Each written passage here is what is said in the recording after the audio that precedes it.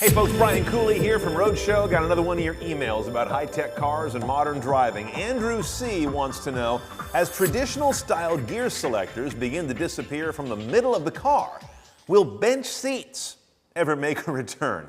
Kind of going back there a ways, Andrew. The bench seat was a mainstay of automotive front-row layouts forever, and then it suddenly became this cool option to have bucket seats. That was back in the 70s. Now, of course, individual seats, or at the very least a split bench, are universal. Let's take a look at this. Now, definitely we have a move out of the center console of the gear selector.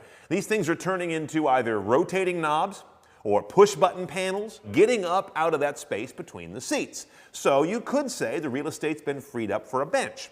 The problem is, airbags need a home, and they tend to like individual seats, as opposed to the airbags moving on a bench and having that whole middle of the bench being kind of uncontrollable what happens there. Plus, the console forms a little bit of a barrier in an impact to keep you from flying around the car. And there's another factor. Bench seats are dorky. Unless you're into old cars, you look at them and say, what is that? If you're of a certain age, you're not even sure why there's a bench seat there. It looks like a mattress. So I don't know that they've got a real hip factor in them coming back into the marketplace, unless you're like that creepy, lecherous uncle who wants you to slide on over. Ugh.